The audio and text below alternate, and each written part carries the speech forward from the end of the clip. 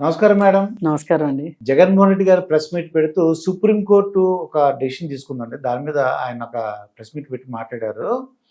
ఇది ఒక వైసీపీ విజయంగాను, ఇక్కడ చంద్రబాబు నాయుడు గారు లేదా కూటమి ప్రభుత్వం యొక్క అది చంపపెట్టను, లేదంటే అది ఒక ఎవరు నమ్మలేని శక్యంగా ఉందని ఆయన అంటున్నారండి.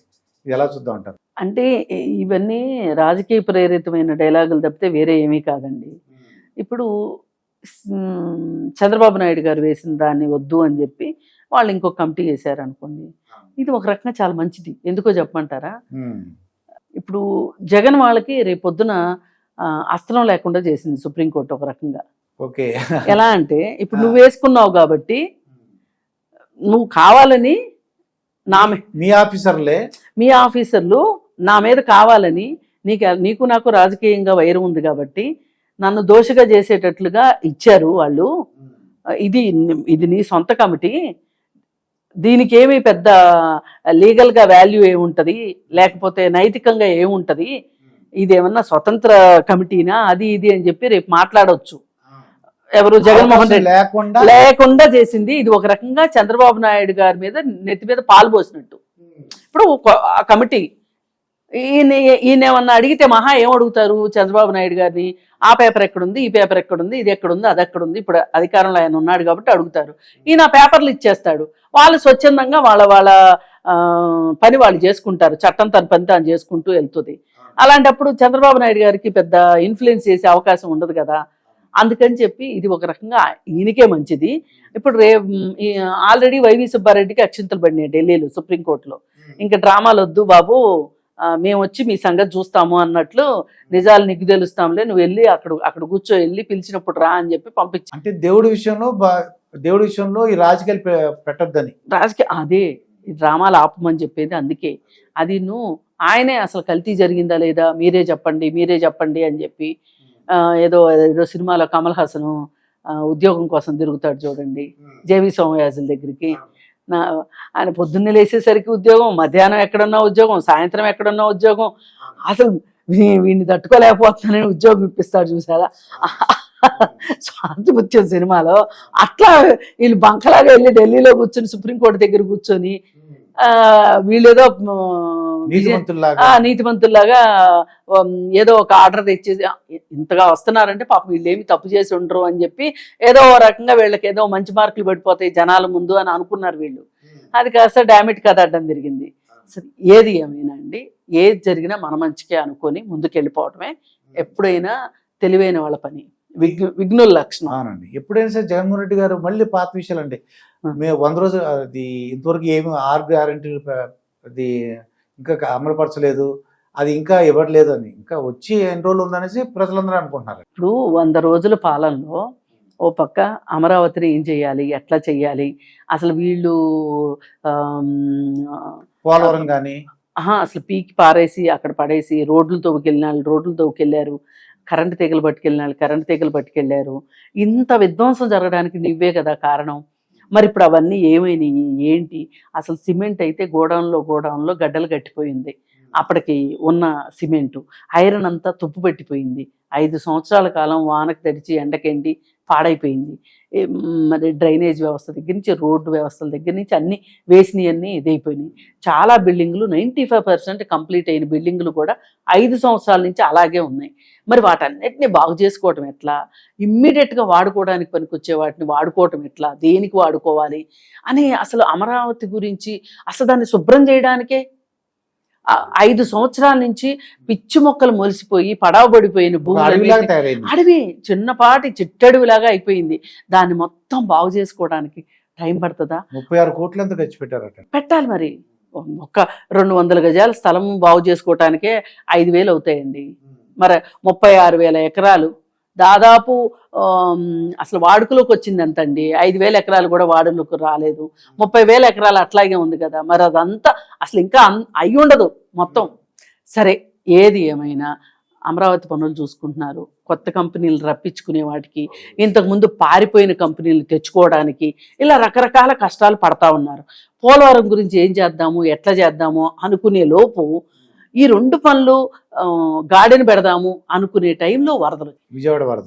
విజయవాడ వరదలు. ఇప్పుడు విజయవాడ వరదలకి డబ్బెంత ఖర్చు అయింది అనే దానికంటే కూడా యంత్రాంగం మొత్తం, రాష్ట్రం మొత్తం యంత్రాంగం అన్ని పనులు వదిలేసి వచ్చి విజయవాడలో కాన్సన్ట్రేట్ చేసి విజయవాడ వరదల గురించి పనిచేయాల్సి వచ్చింది. అలా అందరూ కలిసి పనిచేస్తేనే ఆ వరదల నుంచి, ఆ బీభత్సం నుంచి చాలా త్వరగా బయటపడినట్టు లెక్క. మరి ఇదంతా ఎవరికి కనిపించదు. అదే అసలు నీ హయాంలో గనక ఇలాంటి వరద వచ్చి ఉంటే గనక వాళ్ళ అగచాట్లు కుక్కలు కూడా కానే కాదు, అలాంటి పరిస్థితి. మరి ఇన్ని పెద్ద టాస్కులు, పైగా వీటన్నిటికీ ఏముంది, ఖజానాలో ఏముంది అని చూస్తే నువ్వు మొత్తం ఖాళీ చేసి పెట్టావు. ఓ పక్కన కేంద్రంతో మాట్లాడుకోవటం, నిధులు తెచ్చుకోవటం. ఇప్పుడు అమరావతికి నిధులు తెచ్చుకున్నారు, పోలవరానికి నిధులు తెచ్చుకున్నారు. మరి అలాగే ఒక కూటమి ప్రభుత్వాన్ని నడపటం అనేది అంత ఈజీ అయిన విషయం కాదు. అందరినీ సవరించుకుంటూ రావాలి, అందరినీ ఒక తాటి మీదకి తీసుకొచ్చుకోవాలి. మళ్ళీ ఇందులో అలిగేవాళ్ళు కొంతమంది, ఆ బొజ్జగింపులు, నేను ఈ పిండిని కలపను పో అని వెళ్ళిపోయేవాళ్ళు, వాళ్ళని పట్టుకొచ్చుకొని ఇలా రకరకాలుగా ఒక రకంగా చాలా సతమతం అవుతున్నారు. అయితే మేడం, అంటే ముఖ్యంగా ఏంటంటే ఈ ప్రెస్ మీట్ లో ప్రజలందరూ ఏమనుకుంటారంటే, అసలు ఈ రాష్ట్రం బాగుపడడానికి ఏమైనా సలహాలు ఇవ్వచ్చు కదా, ఇటువంటి ప్రెస్ మీట్లు పెట్టడం ఏంటి, ఒకరి విజయం అసలు కాదండి. నాకు అర్థం కాదు, జగన్మోహన్ రెడ్డి దగ్గర మీరు ఇవన్నీ ఎందుకు ఎక్స్పెక్ట్ చేస్తున్నారు? అలా అంటారా? ఎవరి దగ్గర, ఇప్పుడు మన తెలివితేటలే ఇక్కడే పనిచేయాలి లెక్క అయితే. ఎవరి దగ్గర నుంచి ఏం ఆశిస్తున్నావు? అలా కాదు, ఒక బిచ్చగాడికి కూడా ఒక 4 రోజులు భిక్షాటం చేసేసరికి ఏ ఇంట్లో వాళ్ళు భిక్షం వేస్తారు, ఏ ఇంట్లో వాళ్ళు వేయరు, ఏ అమ్మ బాగా వేస్తుంది, ఏ అమ్మ పాచిపోయింది వేస్తుంది, ఏ అమ్మ మంచిది వేస్తా అనేది తెలుస్తుంది. మరి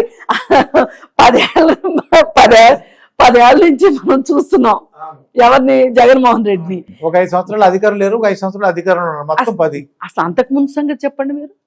ఆయన చిత్తశుద్ధిని మీరు ఒకసారి చూడండి.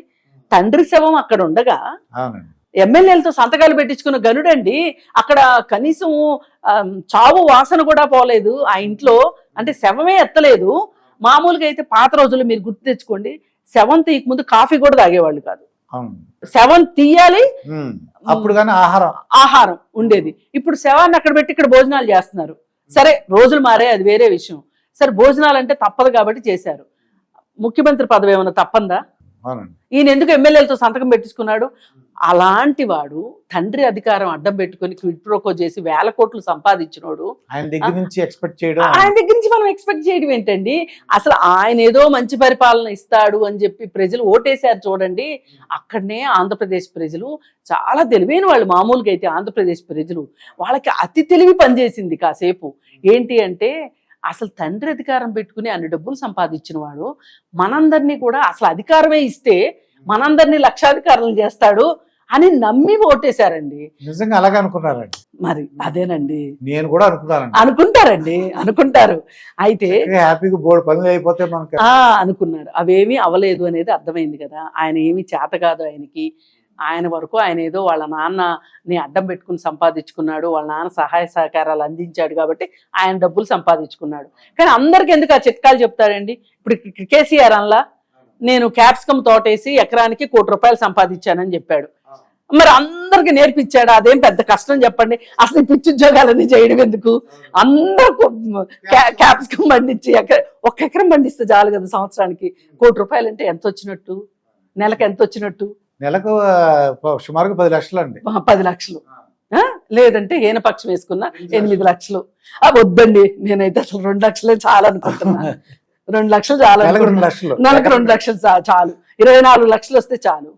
మరి అది ఆయన చేయించలేనప్పుడు ఆయన చెప్పలేదు, సీక్రెట్ చెప్పలా. ఇప్పుడు ఆయన మాత్రం సీక్రెట్లు చెప్పి మనకి చేస్తాడా?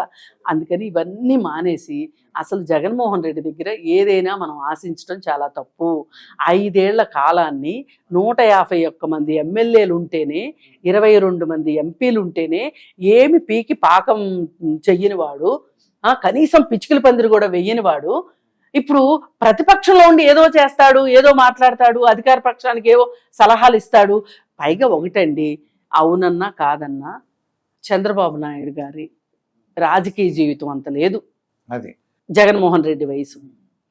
పైగా ఇంత స్వార్థపరుడు, ఎవరికో వరగబెట్టడం కోసం సలహాలు ఇస్తాడు అనుకోవడము, ఒక బాధ్యతాయుతమైన ప్రతిపక్షంగా ఉంటాడు అని అనుకోవడము, మనము నేతి బీరకాయలో నెయ్యి వెతికినట్లే. అందుకని అవన్నీ మానేసేసి ఆయన ఏం చెప్పినా ఒకటే చెప్తాడు, నాది గుప్తుల కాలం లాంటి స్వర్ణయుగం, నేను చాలా చేసేసాను, నాకే ఇచ్చుంటే ఇంకా చాలా చేసేవాడిని, ఇప్పుడు మీరు పనిచేయని వాళ్ళకి ఇచ్చారు కాబట్టి ప్రజలారా మీ తప్పుకి మీ చెప్పుతో మీరే కొట్టుకోండి అని చెప్తాడు తప్పితే ఆయన ఒక 4 మంచి మాటలు చెప్పటం కానీ ఏమి ఇప్పుడు వరదల టైంలో ఏం చేశాడు చెప్పండి. ఆయన ఒక ₹1 కోటి ఇచ్చారండి, ఎవరికి ఇచ్చారో కూడా తెలీదు, ₹1 కోటి ఇచ్చారట. ఎవరికి ఇచ్చారండి? గవర్నమెంట్కి ఇస్తే తెలియకుండా ఉండదు కదా, అందరూ ఇంతంత పెద్ద పెద్ద చెక్కులు వేయించి వచ్చి ఇచ్చారు కదా. అసలు ఈయన ₹1 ఇస్తానంటే గవర్నమెంట్ అఫీషియల్ ఎవరన్నా ఇంటికి వెళ్ళైనా తెచ్చుకుంటారు. ₹1 ఏం పెద్ద చిన్న విషయం కాదు కదా. ఆయనకి చిన్న విషయం కావచ్చు కానీ ప్రభుత్వానికైతే పెద్ద విషయమే కదా, వెళ్ళైనా తెచ్చుకుంటారు కదా. ఎవరికి ఇచ్చారో చెప్పండి. హుదుహుదు ₹1 ఇస్తానని చెప్పింది కూడా ఇవ్వలేదు అని అంటున్నారు. పోనీ ఇచ్చాను అని నిరూపించుకోవచ్చుగా. బ్యాంక్ స్టేట్మెంట్ తీసి మొహాన పడేయటం ఎంతసేపు అండి ప్రెస్ మీట్ లో? ఇదిగో చూడండి, ఇదిగో నేను పంపించా కానీ అందరు నా మీద అవాకులు చవాకులు పేలుతున్నారు అని మాట్లాడటం ఎంతసేపు అండి? చేయకండి అట్లాంటివి. అందుకని అతని మీద ఎక్స్పెక్టేషన్స్ పెట్టుకోవడం చాలా తప్పు. మనం అవివేకులు అవుతాం. ఇదండి కృష్ణ కుమార్ గారితో జరిగిన ఇంటర్వ్యూ. మరొక ఇంటర్వ్యూతో మీ ముందుంటాను. మీ మాస్టర్ దుర్గా ప్రసాద్. నమస్కారం. నమస్కారం.